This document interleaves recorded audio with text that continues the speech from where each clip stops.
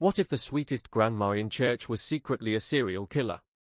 Between 1969 and 1978, in a quiet farming county of North Carolina, 6 people dropped dead, all with the same horrifying symptoms: violent stomach pain, relentless vomiting, and an agonizing death within days. And here's the chilling part: every single victim was connected to one soft-spoken grandmother. Velma Barfield.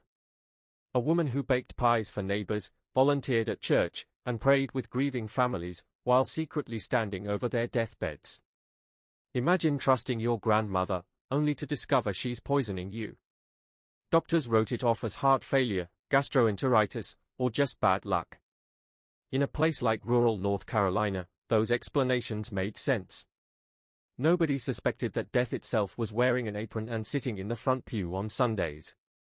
But everything changed in 1978. During a Pentecostal revival, 56-year-old Stuart Taylor collapsed out of nowhere. This time, his family wasn't buying the excuses. They demanded an autopsy, and what they uncovered would shatter their community forever. Velma Barfield, the praying grandmother, was actually one of America's most cunning serial killers. And her weapon of choice wasn't a gun or a knife, it was rat poison. How do you catch a killer when her disguise is kindness? Investigators pieced it together: each death, each prayer, each gentle touch, was all part of Velma's ritual. She slipped poison into meals with the precision of someone who had turned murder into an art form. And here's the twist: her crimes didn't just terrify families, they changed U.S. history. Velma Barfield became the first woman ever executed by lethal injection. But to truly understand how she got away with it for so long, you need to know the world she operated in. This wasn't New York or LA, it was a place where evil was the last thing people expected. 1960s and 70s North Carolina was built on trust. Neighbors left their doors unlocked. Kids played safely in the streets. And the church wasn't just where you prayed, it was the heart of the entire community. In towns like Parkton and Fayetteville, everybody knew everybody's business. Fewer than 500 people lived there, scattered among tobacco and cotton farms. The Baptist church doubled as the spiritual and social center. High school basketball games packed crowds from 3 counties. And a grandmother's word? That was as sacred as scripture. Which is exactly why Velma Barfield's mask worked so perfectly. What happens when the person you trust most is the one killing you? This wasn't just murder. It was betrayal on the deepest level, trust and faith twisted into the perfect cover for evil. Velma's victims never stood a chance, because in Cumberland County, no one could imagine a grandmother as a cold-blooded killer. But Velma didn't just imagine it, she lived it. And by the time the truth came out, it was too late for 6 innocent lives. What if the most dangerous killer in America was born in a house without electricity, and raised on Bible verses? Cumberland County, North Carolina, was the kind of place where a promise was as binding as any legal contract. Red clay fields stretched endlessly toward pine-covered horizons, dotted with modest farmhouses and small-town general stores that doubled as the beating heart of the community. Into this world of simple faith and strict values, on October 29, 1932, a baby girl was born, Margie Velma Bullard. No one could have imagined that this farm girl, raised on prayers and poverty, would one day poison her way into American history. How does a child raised on scripture turn into a serial killer? Velma grew up as the second of 9 children on a struggling tobacco and cotton farm near Fayetteville. Life was brutal, but honest. The Bullards lived without electricity, without running water, and when nature called, well, you walked straight into the woods. That wasn't strange out here. It was survival. Their lives were bound by Pentecostal fire, church every week, daily prayer, and strict rules that demanded absolute obedience. Poverty was everywhere, but it wasn't shameful, it was just life. And for Velma, those hardships carved in values of loyalty, responsibility, and hard work. But beneath that quiet farm life, something darker was forming. Was Velma destined to break, or was she building the perfect mask? In school, she was the smart one. Teachers praised her quick mind, her kindness, her helpfulness. She excelled at reading and writing, always polite, always disciplined. Her report cards told the story of a girl with real potential, a future that could have been different. Even in her teenage years, she found an escape she never expected: basketball. Velma wasn't built like an athlete, but she had fast reflexes and sharp strategy. On the court, she could forget the endless farm chores, the crushing poverty, the weight of being the oldest daughter in a house of 9. For a few hours, she wasn't trapped. She was free. But freedom in Velma's life never lasted long. The moment twins were born, Velma's life was stolen back. When her mother Lily gave birth to twins, the family's fragile balance collapsed. Suddenly, Velma was forced back into the role of caregiver, her fleeting independence ripped away.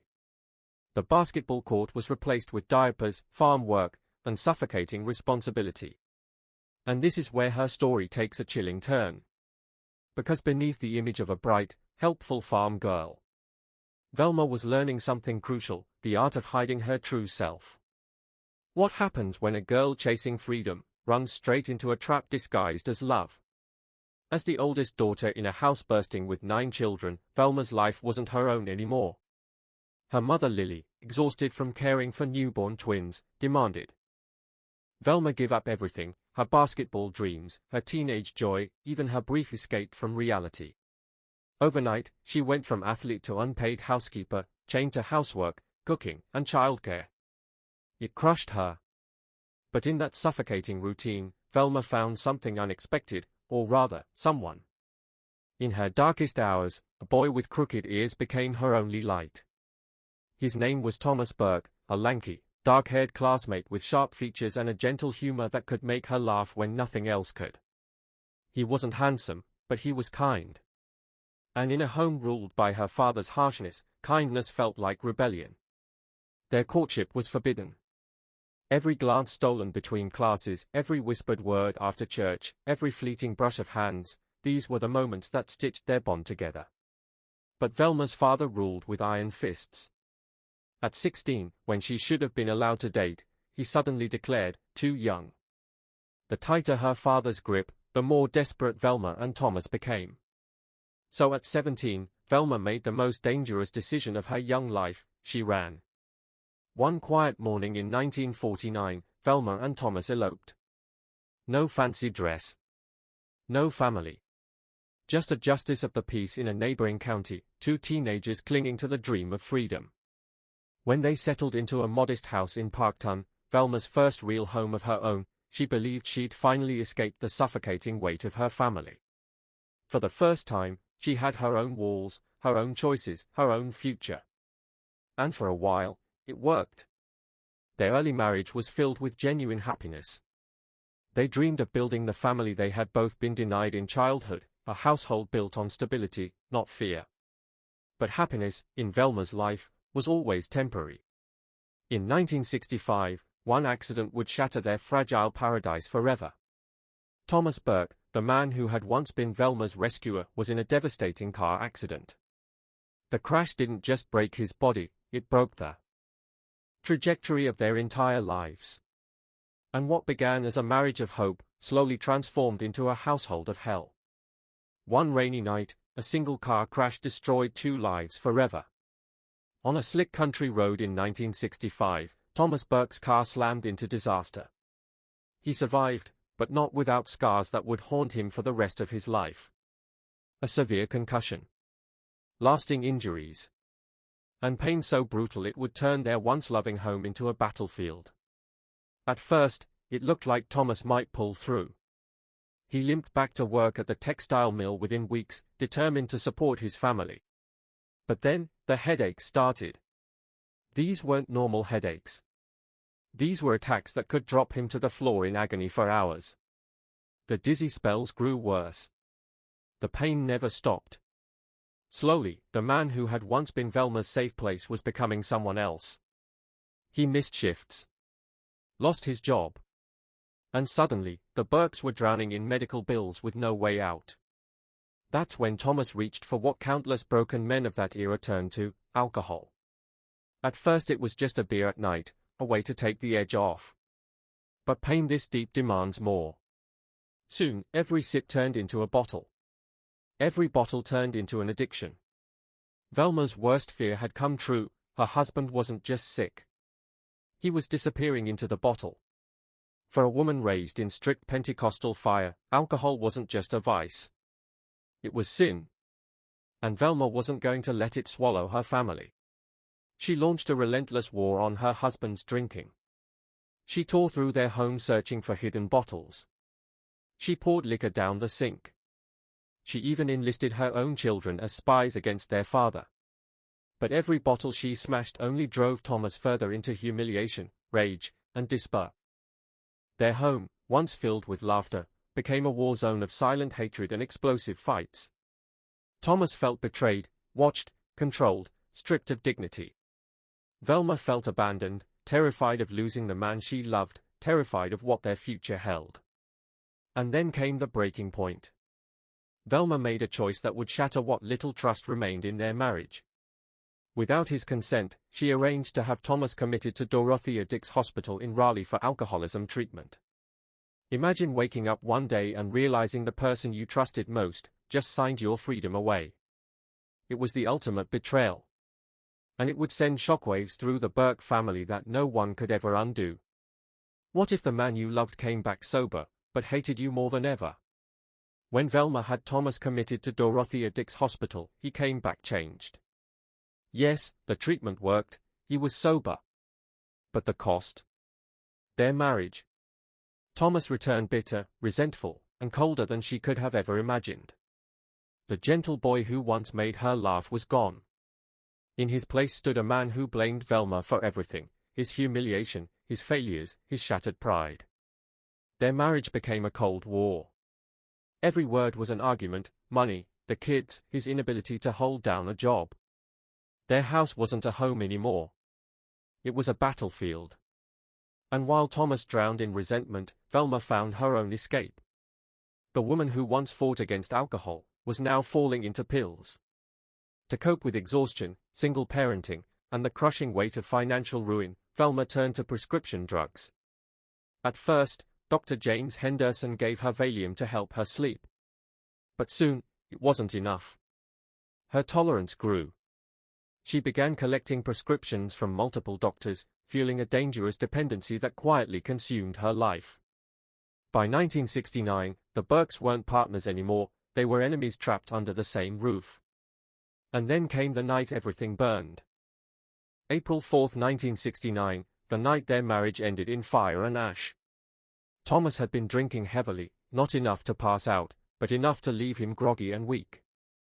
Velma made a strange decision. She gathered both children and left the house late at night, claiming she had errands.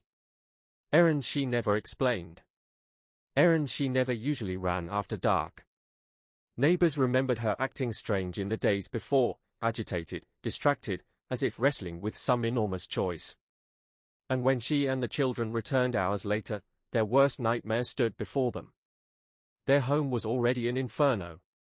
The Parkton Volunteer Fire Department rushed in, sirens screaming, but it was too late. The blaze had devoured the small house almost completely. Flames lit up the night sky, consuming everything in their path. But the real horror wasn't what burned, it was who. What if a house fire wasn't an accident, but the perfect cover for murder? The Burke family stood outside in shock, watching their entire life burn to ash. Inside, firefighters discovered the lifeless body of Thomas Burke in the bedroom where the blaze had begun. The medical examiner ruled it smoke inhalation, meaning Thomas had died before the flames consumed him. A small mercy, but something about this tragedy didn't add up. The sheriff's deputies said it was just a cigarette, but what if that's exactly what Velma wanted them to believe? The investigation was quick. Undertrained fire officials concluded Thomas had simply fallen asleep smoking, a common rural accident. Case closed. But Velma's reaction stole the show. She screamed, cried uncontrollably, even had to be restrained from charging into the burning home. To neighbors, she looked like a shattered widow. To the town, she was the picture of grief. The funeral packed the entire Parkton Baptist Church. Velma wept, gave heartfelt words about Thomas's struggles, and thanked the community for their love. She played the grieving wife flawlessly. But behind the tears, was she hiding something sinister? Some neighbors noticed strange details. Days before the fire, Velma had quietly removed family photos, jewelry, and important papers, claiming she was cleaning them. And the night of the fire? She took both children out on a random late-night errand, leaving only Thomas, drunk and vulnerable, behind. Coincidence, or calculation? And then came the fire that changed everything. Just 3 months later, the same property mysteriously ignited again. The second blaze was smaller but suspicious enough to trigger an insurance investigation. Suddenly, Velma received not only insurance money but also donations from her church and a modest life insurance payout. For a woman drowning in debt just months earlier, widowhood had become profitable. The community thought they were comforting a grieving widow, but in reality, they were watching the rise of one of North Carolina's deadliest killers. Velma Burke hadn't just lost her husband that night. She had just taken her first step into a chilling legacy of death. What if the sweet grandmother next door was secretly building a body count? Velma Burke had just discovered something terrifying: murder, when done methodically, could solve every problem at once. It erased debt, created sympathy, and even brought in financial rewards. And now, the grieving widow everyone pitied had tasted blood. But instead of stopping, Velma was about to turn her husband's death into the beginning of something far darker. To the outside world, Velma remained the heartbroken mother holding her family together. But behind closed doors, she was changing. She had learned how to manipulate, charm, and reel in men who could give her the wealth and stability she craved. Just 6 months after Thomas's death, Velma set her sights on a new target: Jennings Barfield. Jennings wasn't just any man. He was one of the most respected, wealthiest landowners in the county. Jennings was 43, a widower, and a man with property, businesses, and a flawless reputation. He had raised his children after his wife's passing and was considered one of the most eligible bachelors in Cumberland County. For Velma, he was the perfect opportunity. And she went after him with a force that shocked everyone. Velma didn't just date Jennings, she hunted him. She showed up at every social function he attended. She delivered gifts, brought food, offered help with his house, and slowly embedded herself into every corner of his life. To Jennings, it felt like devotion. To outsiders, it felt predatory. But Jennings fell for it hard. Velma presented herself as the perfect wife, an amazing cook, a flawless housekeeper, deeply religious, and devoted to building a safe home for children. She was everything Jennings thought he wanted. Only one problem: he had no idea he was walking into the web of one of North Carolina's deadliest killers. By August 1970, just 16 months after Thomas's mysterious death, Velma and Jennings were married in a modest but elegant ceremony at his church. To the community, it looked like healing. To Velma, it was just her next move in a deadly game. They thought it was a love story, but behind closed doors, Velma was already plotting her next move. The marriage of Velma and Jennings looked perfect. Even their children stood as witnesses, sealing what the community believed was a practical, respectable union. Everyone whispered that Jennings had finally found companionship, and Velma had secured a future for her kids. On the surface, it looked flawless. Velma threw herself into the role of the perfect wife, running the house with military precision, anticipating Jennings's needs before he even voiced them. She even managed his bookkeeping and correspondence like a devoted partner. But beneath the smiles and Sunday church appearances, Velma was spiraling into something deadly. Her prescription drug use, which had started during Thomas's final years, was now out of control. Depression pills, Sinequan for anxiety, Tylenol for pain, Valium for sleep, Velma was mixing a cocktail of medication so sophisticated it would have fooled most doctors. And it did. She was visiting multiple physicians across different counties, making sure no one ever saw the full picture of her growing addiction. But addiction is expensive, and Velma wasn't about to let money stop her. Her drug habit cost far more than Jennings's allowance could ever cover. At first, she lied, claiming mysterious medical bills and sudden emergencies for her children. But the lies grew shakier as the expenses exploded.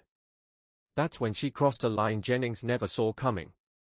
Velma, the grieving widow turned devoted wife, was now a master thief. she began systematically draining Jennings's accounts. Her plan was terrifyingly clever: forge checks just under the threshold that would trigger bank alerts, spread the theft across multiple accounts, and study Jennings's signature until she could replicate it flawlessly. For months, it worked like a charm. Jennings trusted her completely. When he noticed the occasional discrepancy, Velma was always ready, spinning stories about household expenses or forgotten business costs. Her tears sealed the deception every time. Jennings thought he'd married an angel, but in reality, he was living with a predator who was preparing for something far worse. Skull, what if the person sharing your bed was secretly plotting your death? For months, Velma had been stealing money right under Jennings Barfield's nose, forging checks, draining accounts, and covering her tracks with crocodile tears whenever he asked questions. And it worked, until 1971. That's when Jennings's longtime banker, Harold Mitchell, spotted something that didn't add up. Jennings was always careful with money, but suddenly, massive withdrawals and forged signatures started popping up. Warning sign: Harold had no idea he had just uncovered the first clue in a deadly game. He pulled Jennings aside, showed him the records, and the truth hit like a bomb. Velma's deception was out in the open. The confrontation that followed? Explosive. Jennings wasn't like Thomas, her weakened first husband. No, Jennings was strong, sharp, and furious. He demanded answers, threatened divorce, and even warned he would go to the police. Fire for Velma: this wasn't just a fight, it was survival. Divorce meant public humiliation, prison time for theft and forgery, and losing the financial security she had clawed her way into. But Velma had already learned one terrifying lesson: permanent solutions are easier than temporary fixes. Just days later, on March 22, 1971, Jennings sat down for what seemed like an ordinary dinner. But within minutes, he clutched his stomach in agony. High voltage sign out of nowhere, blinding cramps, violent vomiting, and searing chest pain tore through him. Velma instantly transformed into the perfect wife, panicked, attentive, calling their doctor, rushing Jennings to the hospital. To everyone around her, she looked desperate to save her husband. But in reality, she already knew what was happening. Dr. Patterson, their family physician, was baffled. Blood tests screamed infection, white blood cells spiking out of control, but no virus, no bacteria, no explanation. Jennings's condition spiraled downward fast, and every attempt to treat him only seemed to make things worse. Hourglass with flowing sand: Jennings was fighting for his life, but the real danger was sitting right at his bedside. Skull, imagine watching your spouse collapse at dinner, not knowing they'd just been poisoned. Jennings Barfield's agony was unbearable. His stomach cramps exploded into chest pain so severe, doctors thought his heart was giving out. His blood pressure plummeted. His body was shutting down. Hourglass with flowing sand: at exactly 3:17 a.m., March 23, 1971, Jennings Barfield was dead. The official diagnosis? Acute heart failure, probably from a gastric infection. But what nobody realized was this infection was a carefully staged illusion. Velma's performance at the hospital was Oscar-worthy. She screamed, wept, and had to be sedated just to calm down. Everyone believed her grief was real. To them, she wasn't a monster, she was a twice-widowed mother whose life was falling apart. The funeral was packed, business associates, neighbors, the entire community rallying behind her. And the timing? Tragic. Jennings had just expanded his farm operations, boosting his life insurance to protect his investments. Fire: that meant Velma didn't just inherit his property, she walked away with a fortune. Weeks later, she settled his estate, cashed the insurance checks, and bought a new home near her parents in Fayetteville. To the world, she was simply starting over. But in reality, Velma had just perfected her dark new method. No fires. No suspicions. No mess. Just slow, precise doses of arsenic rat poison. A poison that mimicked real illness so perfectly, even doctors couldn't tell the difference. Warning sign: and here's the scariest part, Velma timed everything flawlessly. Jennings had just confronted her about theft. He was ready to change his will, maybe even call the police.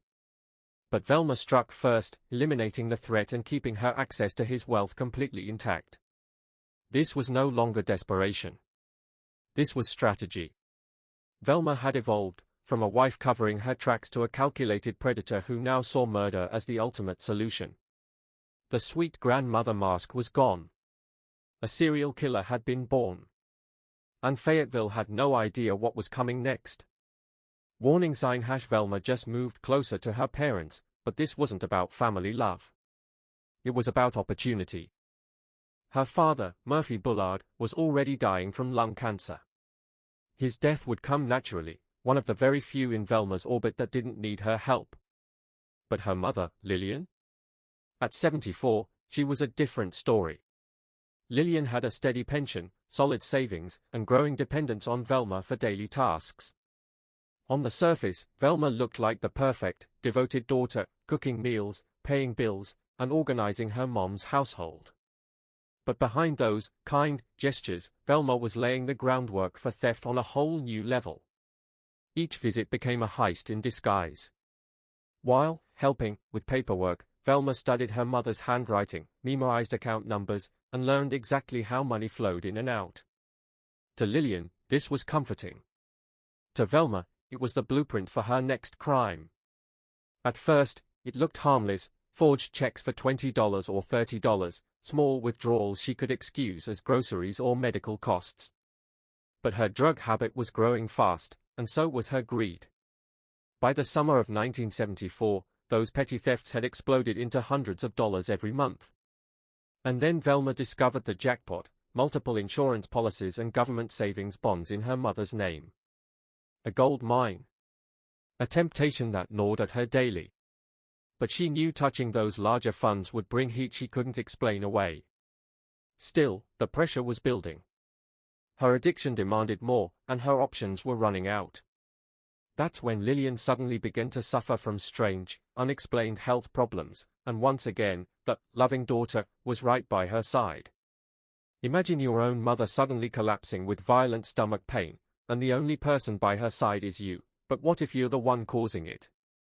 The mysterious health episodes had begun. Out of nowhere, Lillian's stomach would twist into unbearable cramps. She'd double over in agony, vomiting and rushing to the bathroom for days at a time, and then, just as suddenly, the sickness would vanish. But here's the terrifying part, every single time, Velma was right there. Smiling. Serving soup.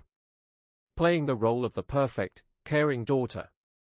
Dr. William Stevenson, Lillian's trusted physician of over 20 years, was baffled. Blood tests? Clean. Symptoms? Inconsistent. Diagnosis? Impossible. He suspected food poisoning or maybe some kind of viral infection, but nothing added up. Nobody else in the family ever got sick from the same meals. What the doctor didn't know was chilling. Velma wasn't caring for her mother, she was experimenting on her. Velma had learned from Jennings's death that arsenic poisoning could mimic a natural illness almost perfectly. Now, she was running secret, field tests, carefully adjusting doses, observing timing, pushing her mother's body to the brink of collapse, then pulling her back just before death. Every attack wasn't just torture, it was practice. And the psychological trap worked flawlessly. Each brutal episode left Lillian weaker, more fragile, more terrified of falling sick again. And who was her lifeline? Velma. The devoted daughter. The guardian angel who made her soup, paid her bills, and protected her from the world. The fear made Lillian compliant. She stopped questioning Velma's financial help. She signed whatever her daughter suggested. Slowly, Velma turned her mother's trust into a weapon. But while Velma perfected her experiments, her personal life took another twist. That summer, she began dating Robert Mackenzie, a respectable local businessman whose wife had tragically died of cancer. Robert was drawn to Velma's image, the loving mom, the caring daughter, the woman who had endured so much hardship. By the summer of 1974, their relationship had blossomed. Robert hinted at marriage, a future together, stability. On the surface, Velma's life seemed perfect, but just when things looked normal, fate struck again. In August 1974, Robert Mackenzie was found dead. His car had slammed into a tree on a quiet, rural highway outside Fayetteville. No rain. No fog. No mechanical failure. No skid marks. Nothing. Robert, known as a cautious, almost overly careful driver, had inexplicably lost control at high speed. And here's the scariest part: back then, toxicology tests weren't even standard for car crash victims. No one thought to check. His death was ruled an accident, but for Velma, it was another step deeper into the shadows. Was it fate? Or had Velma just pulled off another perfect kill? What if the one person you trusted most was secretly planning your death? Robert's sudden car crash wasn't just a tragedy, it was convenient. For Velma, it solved two major problems. Their relationship had been getting serious, marriage serious. And with marriage came closeness, honesty, and questions. Robert had already started poking holes in her stories, asking about her finances, her family, and why things never seemed to add up. If he lived long enough, he might have uncovered everything. But Robert's accident removed that threat instantly. Now Velma's focus shifted to a far bigger danger: her mother, Lillian. By the end of 1974, Velma had siphoned so much money from her mother's accounts that discovery was no longer a possibility, it was a certainty. Banks and insurance companies were preparing their year-end audits. And if anyone took a closer look, Velma's carefully hidden theft would unravel in seconds. She had only one option left. On December 28, during what should have been a warm Christmas gathering, Lillian was hit by the most violent illness of her life. This time, it wasn't subtle. No mild cramps. No passing nausea. The pain was unrelenting, stabbing through her stomach without pause. Vomiting became endless, leaving her dehydrated and delirious. And once again, Velma played the part of the perfect daughter. She dialed the ambulance. She held her mother's trembling hand all the way to Cape Far Valley Hospital. She stood at her bedside as doctors scrambled to save her. To the outside world, she was an angel. Dr. William Stevenson, who had known Lillian for decades, rushed to consult on the case. But even he was helpless. The blood work was a mess, showing alarming abnormalities, but no clear cause. Intravenous fluids, anti-nausea meds, endless interventions, nothing stopped the downward spiral.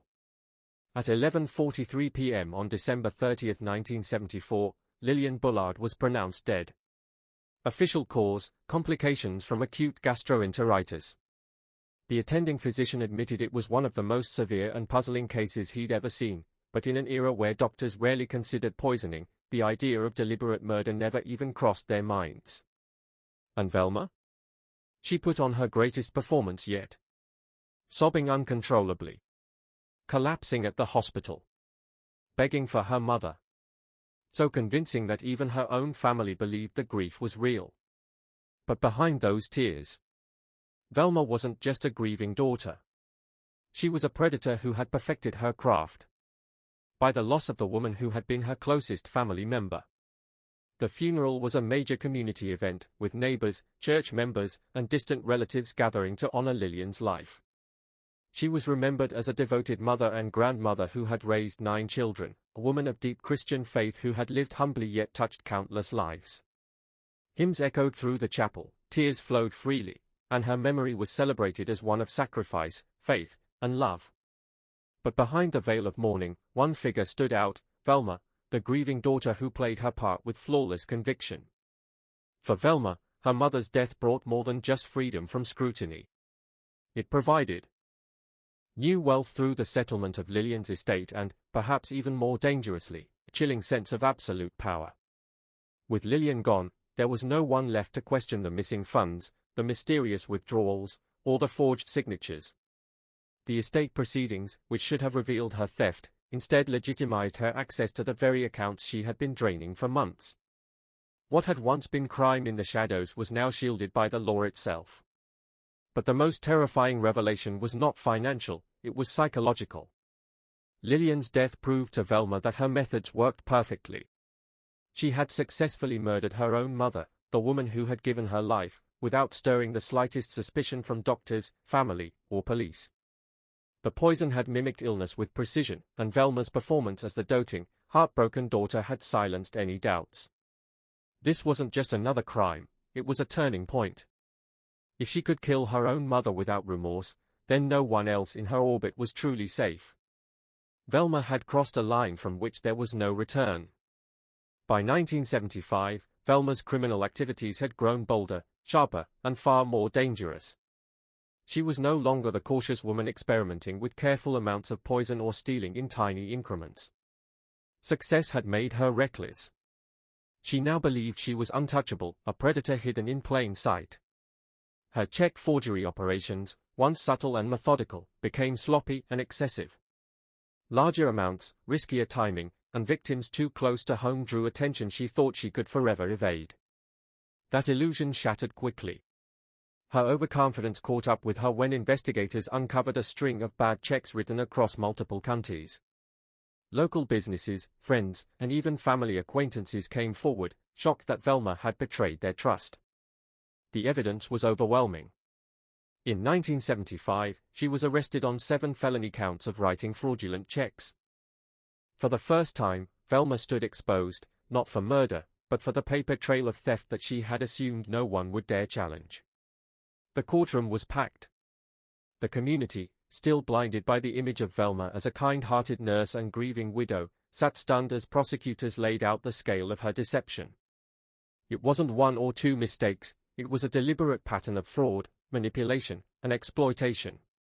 The judge, unmoved by her pleas for mercy, called her crimes calculated and corrosive to trust before handing down a 6-month prison sentence.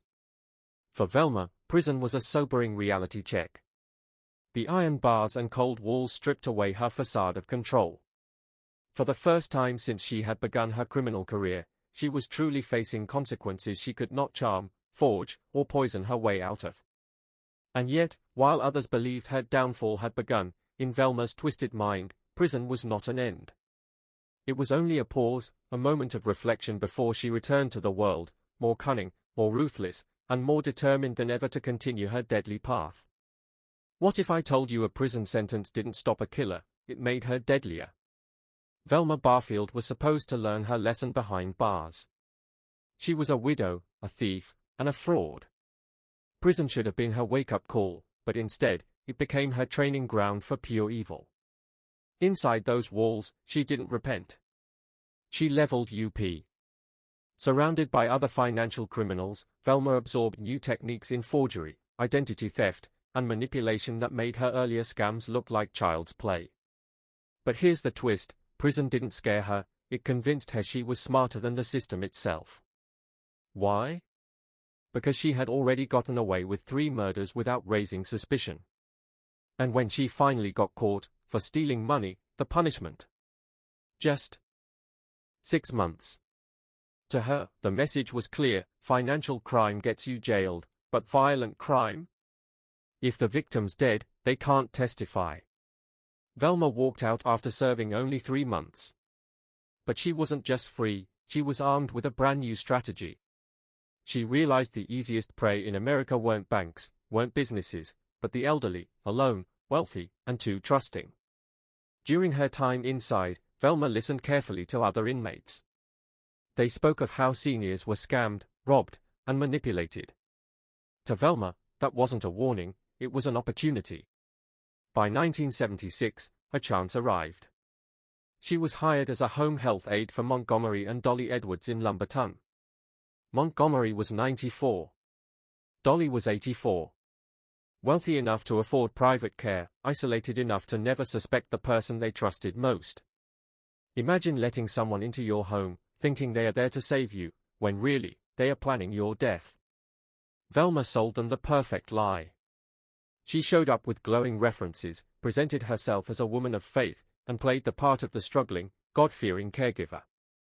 She even asked for Wednesdays and Sundays off to attend church, which doubled as built-in alibis for whenever she needed to cover her tracks. The Edwards family welcomed her in with open arms. To them, Velma was an angel in disguise. But in reality, she was a wolf in sheep's clothing, about to turn their trust into her deadliest weapon yet. And what Velma did next would prove that even prison couldn't stop a killer, it only gave her more victims. Imagine trusting someone with your life, only to find out they're secretly draining your bank account and your health. When Montgomery and Dolly Edwards welcomed Velma into their home, they thought they were hiring a caregiver. Instead, they had just let a predator move in. They gave her keys to their house, their cars, even their financial records. Velma was supposed to pay bills and manage small chores. But the second she got access, she launched into her signature scam. Within weeks, she wasn't just cooking meals, she was forging checks, stealing thousands, and no one had a clue. Velma studied every detail: signatures, account numbers, spending patterns. To the Edwards, she was an angel. But behind their backs, she was systematically draining their life savings. And the most chilling part? She kept it subtle. Just enough to avoid suspicion, just enough that no one noticed.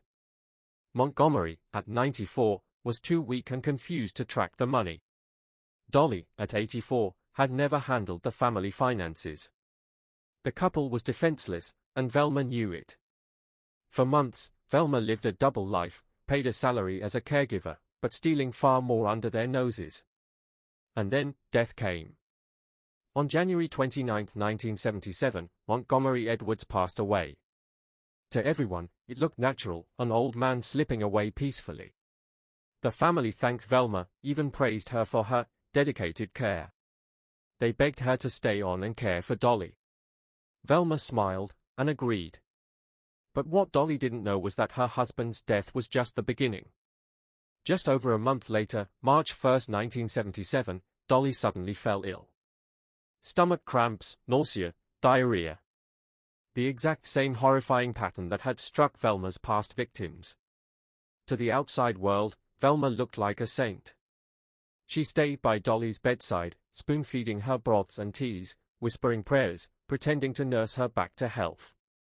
But those remedies weren't healing Dolly, they were killing her. She prayed for Dolly's peaceful death, while secretly being the one who caused it. Velma never left Dolly's side.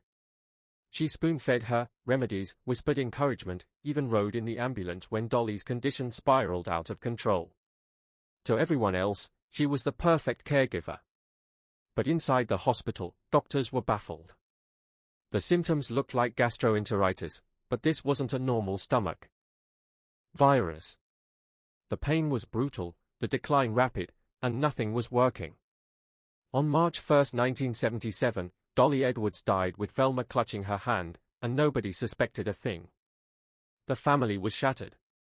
Two beloved relatives gone in just weeks. But instead of suspicion, they showered Velma with praise. At the funeral, they called her a blessing, a godsend, the woman who gave their loved ones dignity at the end. What they didn't know, their so-called angel had killed Dolly to cover her tracks. Dolly had begun noticing strange bank withdrawals, unusual signatures, and money disappearing. Velma couldn't risk her crimes being exposed. So she used her deadliest solution, poison. And just like that, Dolly's questions were silenced forever. But Velma wasn't finished. Within weeks of Dolly's funeral, Velma landed her next victims. She was quickly hired to care for another elderly couple, John Henry Lee, 80, and his wife Record Lee, who had just broken her leg. The Lees believed they were lucky. After all, Velma came with glowing references from the Edwards family themselves. John Henry, a retired farmer, had spent a lifetime saving for a comfortable old age. He was proud, independent, the kind of man who hated relying on others. But with his wife injured and his health failing, he reluctantly agreed to let Velma in. And Velma wasted no time. She handled John Henry's complicated medications, cooked his meals, managed his home, and earned his trust. But just like the Edwards, the Lees had no idea they'd invited death itself into their home. He thought Velma was saving his life, but she was secretly stealing it. Velma soon began studying the Lee family's finances with laser focus, hunting for any weakness she could exploit. John Henry was sharper than Montgomery Edwards had ever been, but still trusting enough to hand Velma his records when she offered to help with bills and letters. What looked like kindness was really a setup for betrayal. The theft wasn't easy this time. John Henry kept closer watch on his accounts. But Velma was patient, methodical, almost surgical in her approach. Whenever he was distracted or confused, she slipped in, forging small checks disguised as household expenses. Each move careful. Each theft hidden. Just when we thought the nightmare was over, the horror in Cumberland County escalated. If this story is giving you chills, share it with a friend who loves dark mysteries. And smash that like button so we can keep exposing stories like this. Don't forget to subscribe, because what happens next proves that evil can hide behind the kindest face. On June 4, 1977, the nightmare struck again. John Henry Lee went from healthy to dying in just 48 hours. The first signs were brutal, stabbing pains in his stomach and chest, followed by violent vomiting and waves of diarrhea.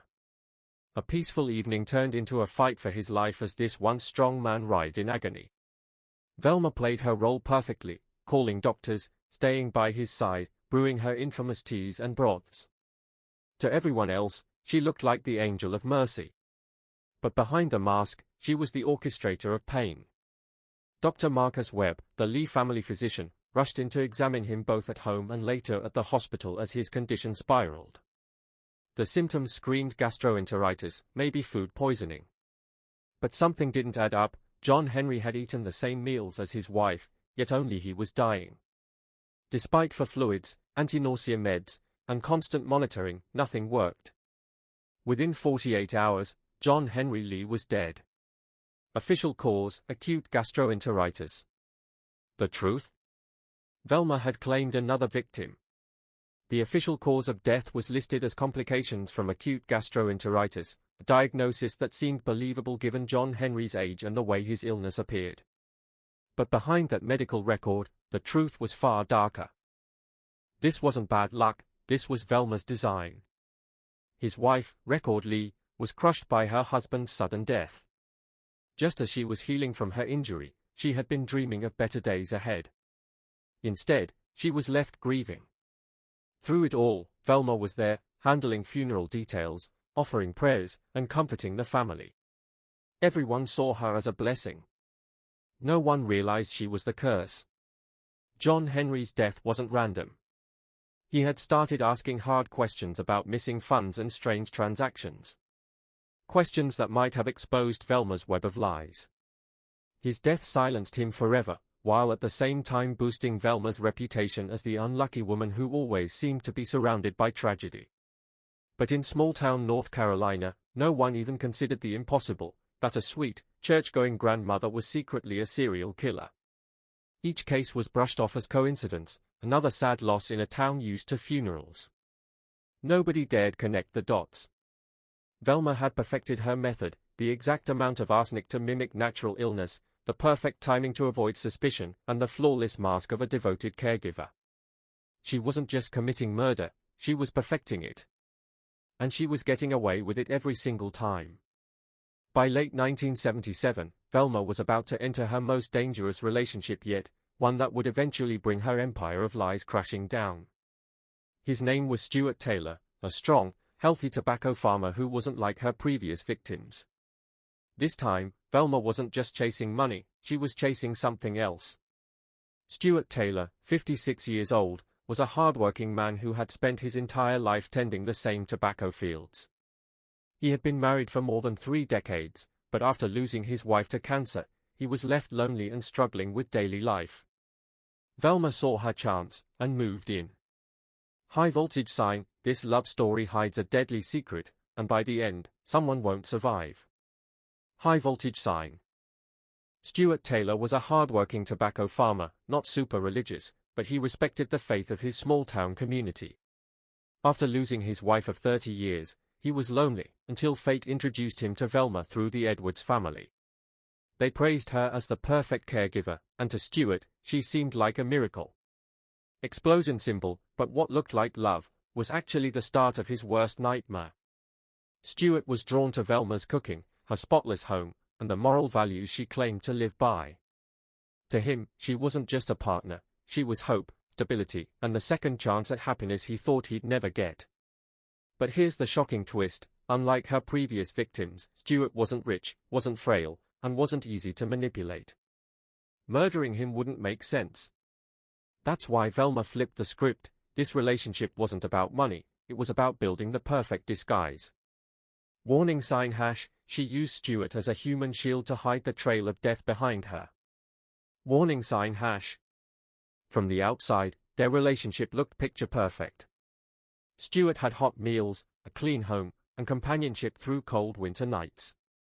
Velma enjoyed the respectability of being with a well-liked man in the community. But behind that cozy farmhouse door, something terrifying was brewing. Fire, because Velma wasn't done killing, and her darkest addiction was only getting stronger. Fire. Velma's drug habit was spiraling out of control. Years of abuse meant she now needed dangerously high doses just to function. But her paycheck couldn't keep up, she needed cash, fast. And that's when she turned on Stuart, not with poison, but with his own bank account. She studied his signature like a master forger, memorized his account numbers, and tracked every spending habit until she could copy it flawlessly. Then, one by one, forged checks started leaving his account. Bomb, this wasn't love anymore. It was theft in disguise, and Stuart never saw it coming. Bomb. For months, Velma played her part perfectly. Stuart was trusting, too trusting, and rarely checked his statements. And whenever he spotted a discrepancy, Velma was ready with a smooth, convincing explanation that erased every doubt. But here's the chilling part.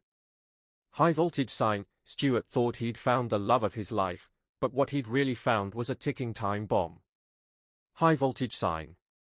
High voltage sign, Stuart just uncovered Velma's biggest lie, and it was about to cost him everything. High voltage sign.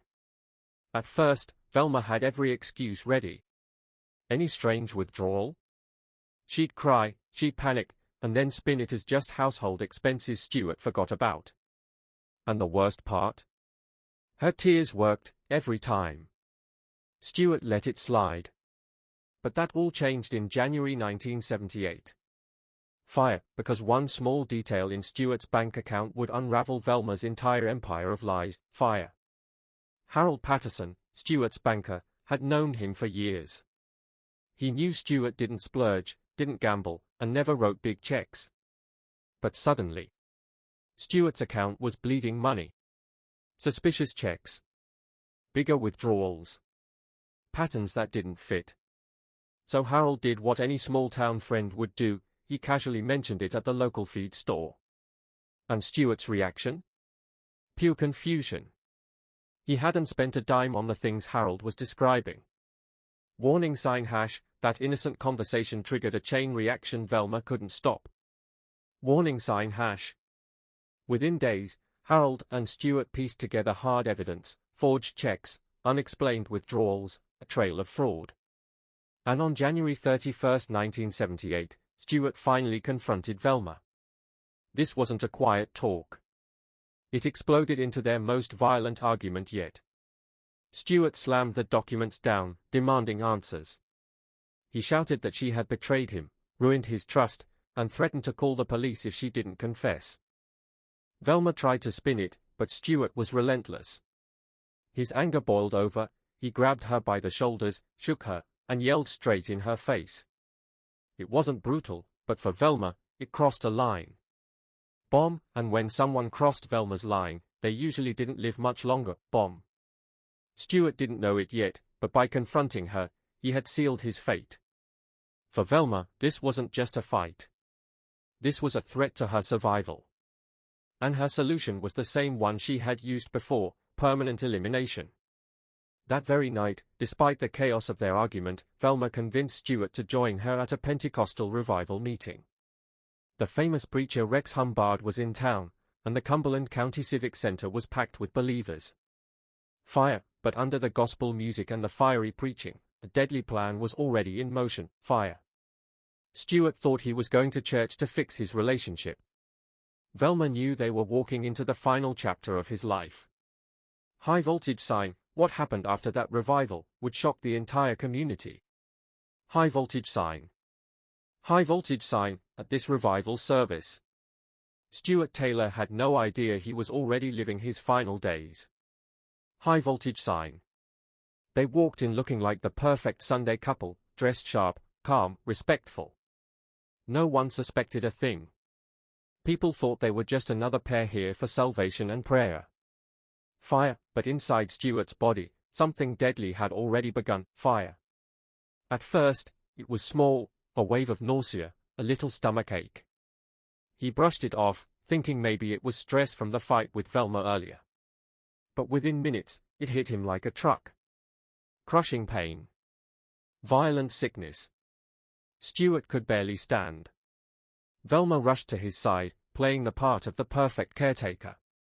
She whispered, "Let's go home, I'll take care of you." The churchgoers? They thought she was an angel. What a loving woman, they said. But the truth? They were watching a killer in action. Warning sign # because Stuart wasn't suffering from bad food, he was being poisoned. Warning sign # The ride home was torture. Stuart clutched his stomach, gasping for air as every wave of pain grew worse. By the time he collapsed into bed, he was in agony. For the next 3 days, it only got worse. The cramps never stopped. Vomiting so violent he couldn't keep water down. His chest tightening, his breathing ragged, his whole body was shutting down. And Velma? She played both roles perfectly, the doting girlfriend and the silent executioner. She brewed him teas, fed him broths, tucked him in, whispering comfort as his body deteriorated. To outsiders, she looked like a devoted partner. But in reality, every sip and spoonful was making things worse. Fire, this was her deadliest performance yet, and everyone bought it. Fire. Eventually, Stuart's suffering grew so extreme that Velma made the call, the hospital. Doctors scrambled to save him. For fluids. Medications. Emergency interventions. They fought to stabilize him. But nothing worked. Stuart's body was shutting down, multiple organs failing at once. The physicians were baffled, thinking it was some kind of infection or rare disease. High voltage sign, but the truth was far darker. Stuart was being murdered in plain sight. High voltage sign. And on February 3, 1978. Stuart Taylor's fight for life ended. Fire, the community saw a tragic illness. But what they missed was one of the most cold-blooded murders in American history. Fire.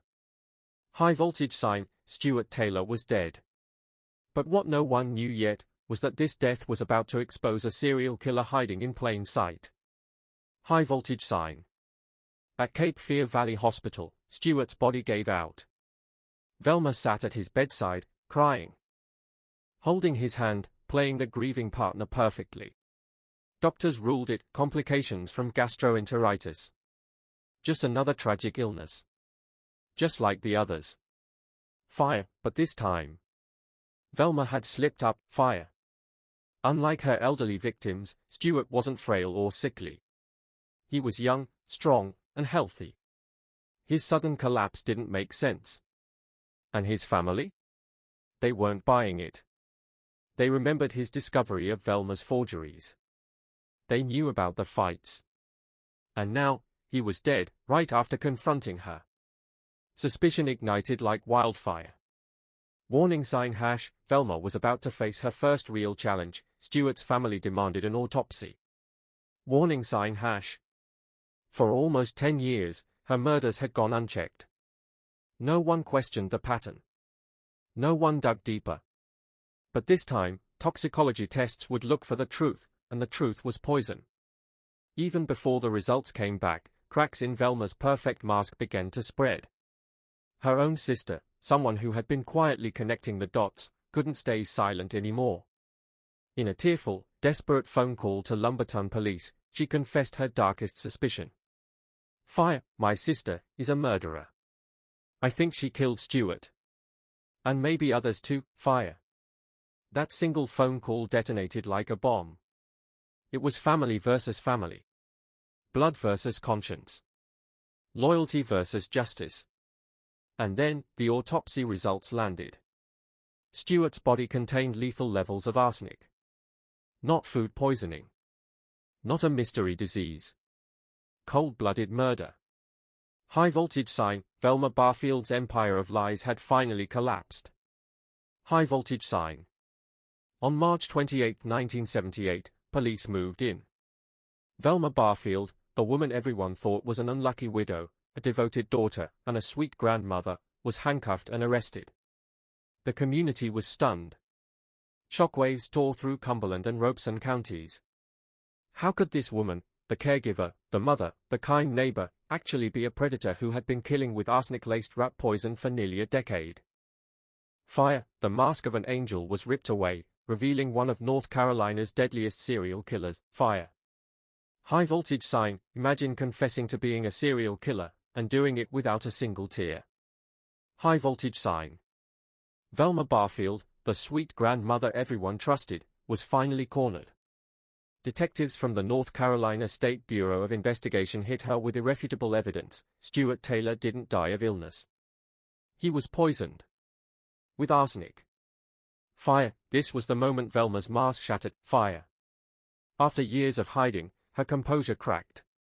In a chilling, matter-of-fact tone, almost like she was reading from a recipe, Velma confessed. Not just to killing Stuart Taylor, but also her elderly mother, Lillian Bullard, Dolly Edwards, and John Henry Lee. Each confession landed like a bombshell. Investigators were floored. These weren't emotional breakdowns, no sobbing, no regret.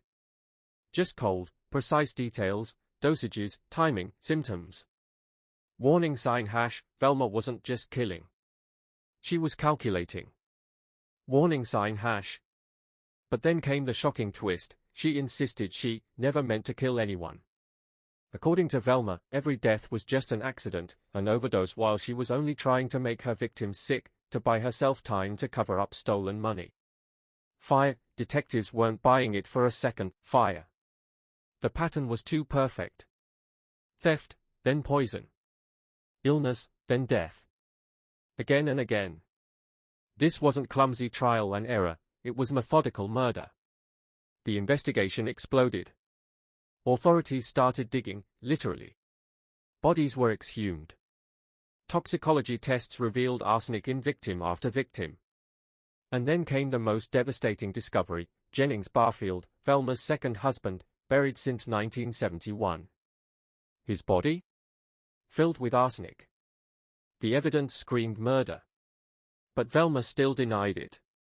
She swore she hadn't touched Jennings.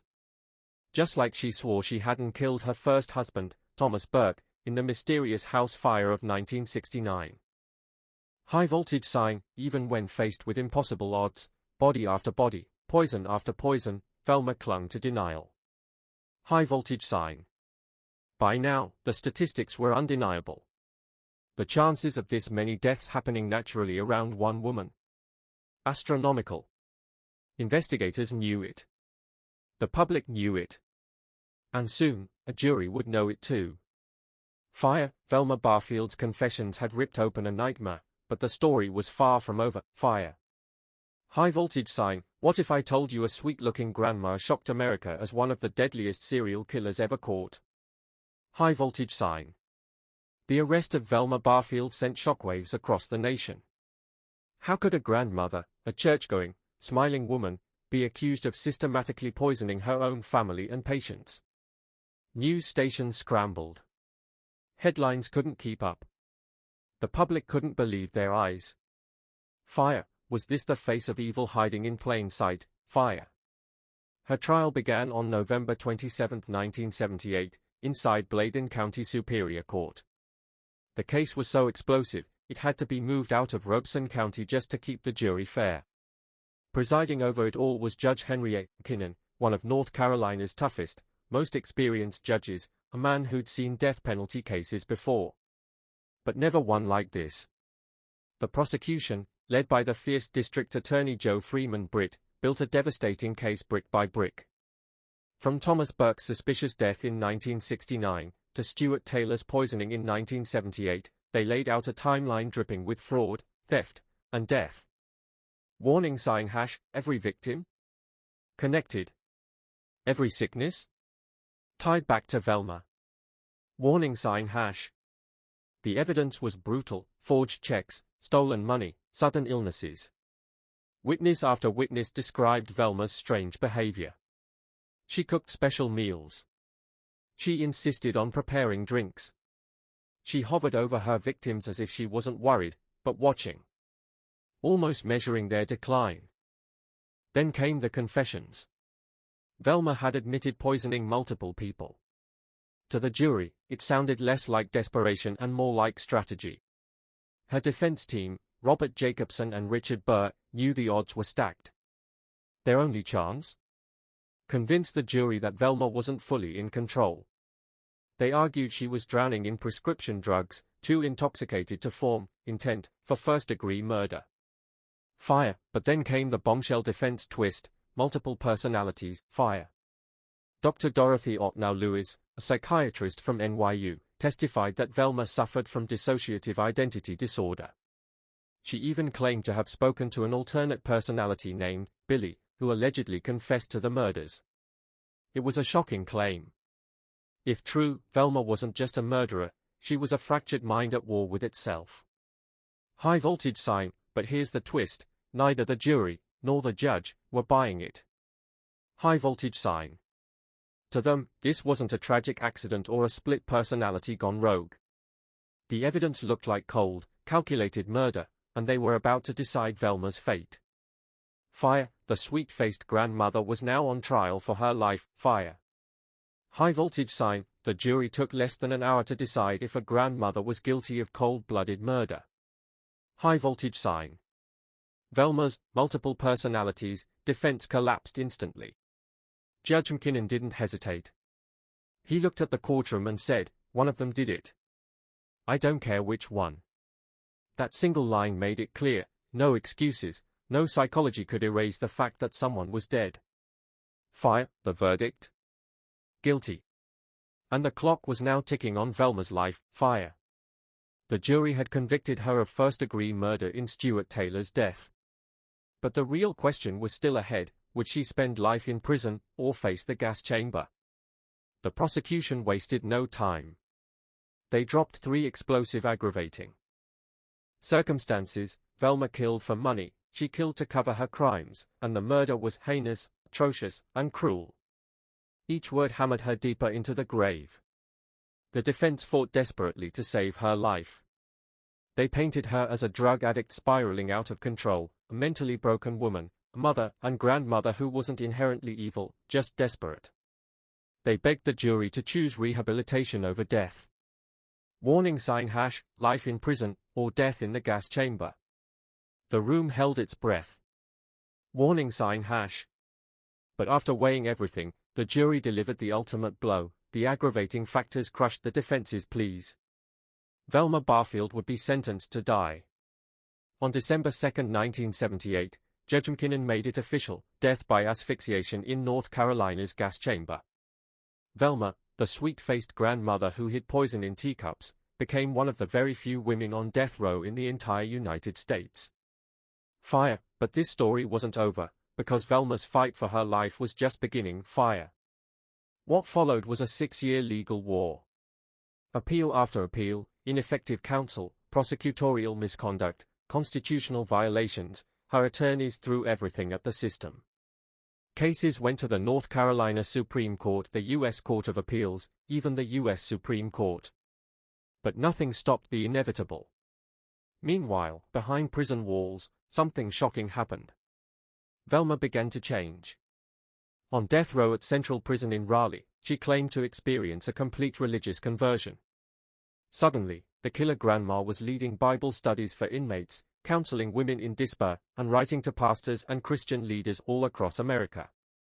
High voltage sign, was this redemption? Or just another performance from a master manipulator?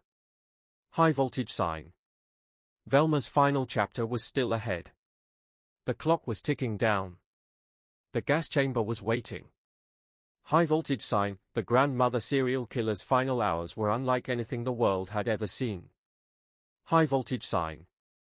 Velma's transformation behind bars was so dramatic that it caught the attention of some of the most famous evangelicals in America. Even Billy and Ruth Graham stepped in, begging for her life to be spared. Suddenly, the fight to save Velma exploded. Thousands of letters poured into Governor Jim Hunt's office from all over the world. Fire. Could a killer grandma really escape the gas chamber because she found God? Fire. Her supporters swore her conversion was real. They said she was full of remorse, that her prison ministry proved she had truly changed. But the families of her victims weren't buying it. To them, this wasn't redemption, it was manipulation. They argued Velma never showed regret until after she was convicted, and now she was just playing the system one last time. Governor Hunt faced the impossible choice, mercy or justice. And in the end, he dropped the hammer. No clemency. Velma Barfield would die. Warning sign #, her final decision shocked everyone. She told her lawyers to stop fighting.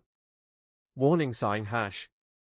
Velma abandoned her last appeal to the U.S. Supreme Court. She said she wanted to die with dignity rather than drag the process out any longer. The countdown had begun. At 2:15 a.m., on November 2, 1984, history was made. Velma Barfield became the first woman executed by lethal injection in U.S. history, the first woman executed in the entire country since 1962, and the first in North Carolina since 1944. Fire. What were her last words? They'll chill you to the bone, fire. Right before the needle went in, Velma spoke softly. I know that everybody has gone through a lot of pain. All the families connected, and I am sorry. And I want to thank everybody who has been supporting me all these 6 years. Her last meal request? Cheese doodles and Coca-Cola. A strangely childlike choice for a woman who had poisoned 6 people with cold precision. That contrast, innocence at the table, murder in her past, left witnesses stunned. And just like that, Velma Barfield was gone. Buried in a quiet North Carolina cemetery, right beside her first husband, Thomas Burke, the man whose fiery death had lit the fuse of her 15-year killing spree. High voltage sign, from loving grandmother to America's first lethal injection. Velma Barfield proved evil can hide in plain sight. High voltage sign. What if the sweet old lady next door, the one baking cookies, going to church, and babysitting her grandkids, was secretly a serial killer? This is the shocking true story of Velma Barfield, the grandmother who poisoned her way into history. She wasn't just any woman. Velma was the type of person you'd trust instantly. A caretaker. A mother. A grandmother. The kind of person people leaned on when life fell apart. But behind that mask of kindness lurked something far more sinister. For almost a decade, Velma murdered those closest to her, not with a knife, not with a gun, but with something even harder to detect, poison. And the scariest part? No one suspected her. Doctors assumed her victims died of old age. Families believed they passed peacefully. All while Velma was quietly watching her trail of victims disappear. When investigators finally pieced it together, what they uncovered was terrifying. Society had created the perfect cover for a predator. No routine toxicology tests. No coordination between doctors and examiners. And a culture that trusted caregivers blindly. Velma exploited all of it. But here's the chilling twist, the official death toll may not even scratch the surface. Investigators suspected she had many more victims, but they would never know. Why? Because so many were cremated or buried long before anyone realized poison was involved. Meaning the truth of Velma's crimes is likely lost forever, buried with her victims. Think about that for a second. The smiling grandmother at church. The kind neighbor who always offered a helping hand. The woman you'd least expect was in fact a cold-blooded killer hiding in plain sight. Her story forces us to ask, how many other predators are still out there, hiding behind masks of respectability? How many other Velmas walk among us today? So what do you think? Was Velma's true body count ever fully revealed, or are there still dozens of victims out there we'll never know about? Drop your theories in the comments, I'll be reading them. And if you want more dark, twisted true stories like this one, hit that subscribe button, turn on the bell, and share this with someone who thinks they know their neighbors, because evil often wears the kindest face. See you in the next video.